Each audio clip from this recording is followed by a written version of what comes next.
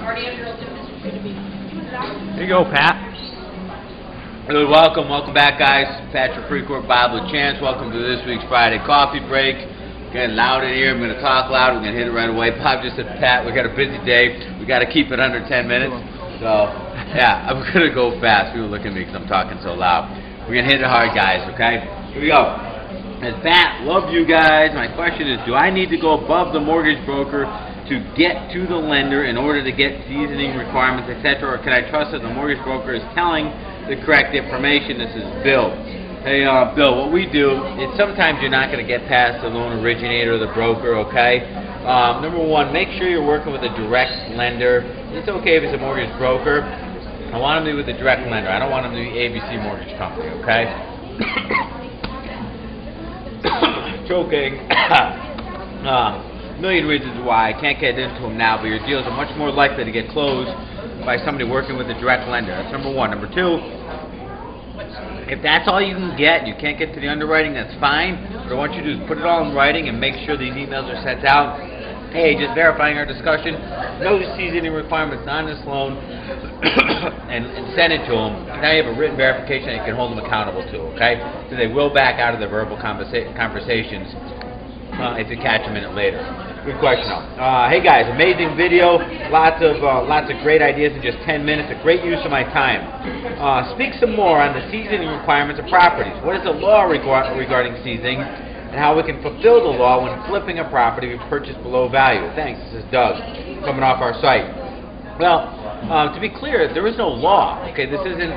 There's not like statutes or law on flipping. You know, there's the FHA stuff, which isn't statutory, but in terms of legal or criminal, there's no law on flipping. This is individual to the lenders behind the loans. Okay, if it's a Fannie or Freddie loan, they make their own rules. FHA makes their own rules. Okay, so there is no law. Just keep that in mind. At Fannie and Freddie, they do not, as conventional mortgage lending, they do not have any flipping guidelines. However, individual lenders who are underwriting these loans in the onset are adding flipping requirements to make it a better, higher quality loan to then be sold off to Fannie and Freddie. So really that's in a nutshell. When you're fulfilling it, we got to know what the seasoning requirements on the incoming financing are before the deal. If it's FHA, it's 90, 91 days, okay? You just got to know that stuff. Good question, though. Thank you very much for that, Doug. Next, Pat and Bob, thanks for the awesome content, your Friday coffee breaks. My oldest son is training MMA. Nice. I have a cousin who's an attorney. This is the question. I have a cousin who's an attorney that seems lukewarm about my new venture. Hold on, Pat. I want to cut you off there. Look at his eye. Oh, yeah. Bob asked me earlier, he's like, Pat, what the hell is that with the eye? That would be a misplaced punch. Put your head up a little bit. That would be a misplaced punch. We weren't supposed to be punching in the face, but... I just sorry, I didn't mean to interrupt you. I had to point that out. Yeah, way to screw me up. Whatever. Although it's one avenue, my question is, what are the best way to get attorneys on board let alone getting a good one in your corner? I'd like to know also what ideas can impart us about some effective grassroots advertising. So he's got a question about getting attorneys on board, question about grassroots advertising. This is how I get attorneys on board in our business. Say, listen, are you interested in me bringing you a whole bunch of sellers as clients? Here's the deal. They're in foreclosure. They need to be represented. And the bank's going to pay your fee, and you'll typically get about 20% more than you normally get. Is that something we should be talking about? So I bring the value to them. What's in it for them first? That's how I address that question. Then I'll back into it what we get out of it, okay? But I want to give them something first. That's how I do it. Because, you know, every house I buy, I make that seller go out and get represented by an attorney. I provide the attorney. Not one of my attorneys, but somebody I'm striking up a business relationship with. See how that goes? Give first, then you will receive. Question number 2, grassroots marketing. The absolute best grassroots marketing I can tell you right now is leave behind a drop-off packages. I've talked about them before. Forget the direct mail, forget all that kind of stuff, forget the bandit signs. Nice cylinders, cardboard tubes, nice colorful, copy inside, marble inside, the right sticker with the right words on it, hand delivered to their house in their door, okay?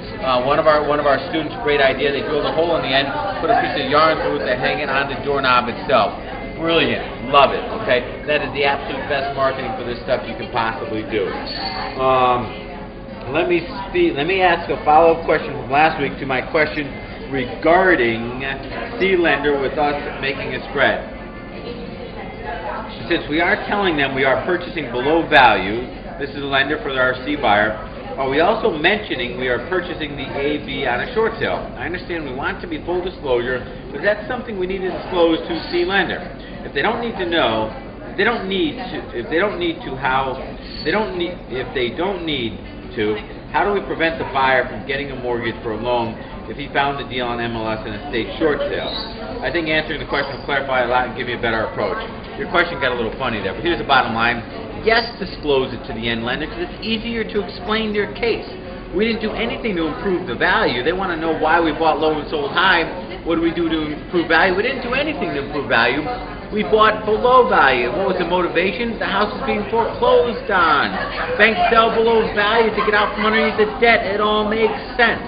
That's number one. It sells your case. Number two, they're going to find out no matter what. Why?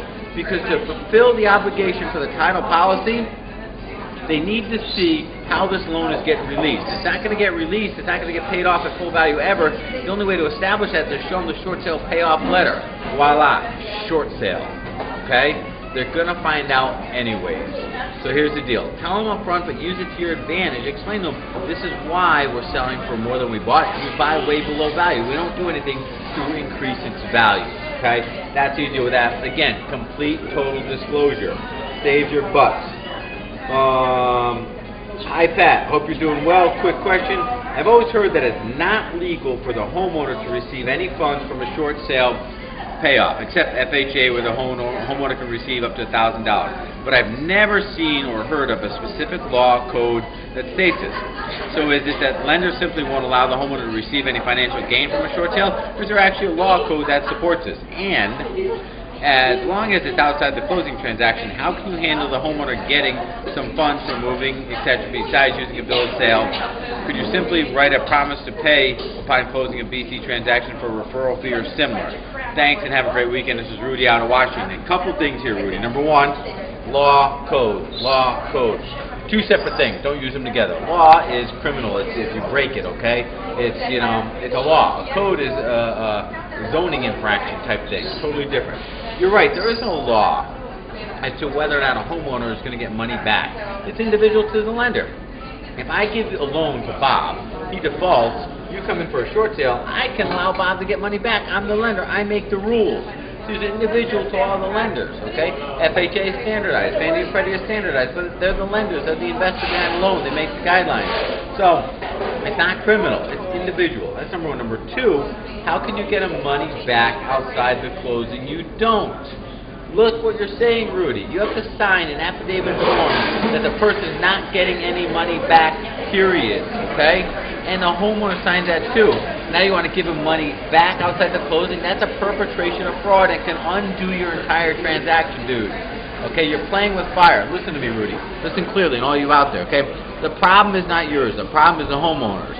Once you go this distance and perpetrate fraud, the problem just became yours, okay? Don't go there. We don't have to. We're there to fix our problems, not to make them ours. Understand? Keep it simple. I don't even like bill of sales. Why? Because most of them suck and they're wrong. You know, if there's an old raggedy couch there, and I'm telling them I'm going to give them $5,000 on a bill of sale for that couch, you think that's legitimate? No, it's misleading, therefore it's fraud. Okay? I've heard that thing a million times. Listen, you provide a lot of value to your client. You get them out from underneath this world of hurt. You get them out from underneath this debt. Take advantage of that. That's what you're giving them. You're getting their debt forgiven. Okay? They don't need extra money. Believe me, they don't. Alright? Well, let's let that one go at that. A couple quick comments here. Thanks for answering our question. You guys really rock. I totally appreciate it. I'm also following on MMA. Keep up the good work. That's David. Bring it on, brother. Hey, guys, I look forward to the coffee breaks on every Friday. They're informative and motivational as well. Reminder for the newbies, network and push hard to achieve your goals. Great advice. Oh, and having a mentor like Patrick helps too. This is one of our students. Good luck to all. Let's help provide, and we will find that leads to helping and bettering ourselves. That's from Gabriel. That's absolutely positively true. Bob, we're under 10 minutes. Yep. Guys, I want to thank you very much for your time here this week. Listen, I want you guys to participate. These questions come from you. Send them back in, okay? Come visit our site. Don't forget about managemyshortsale.com. Bob, what's the site they can find our flagship system at?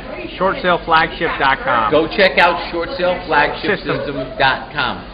Shortsaleflagshipsystem.com. Everybody asks, like, where all this is contained, okay?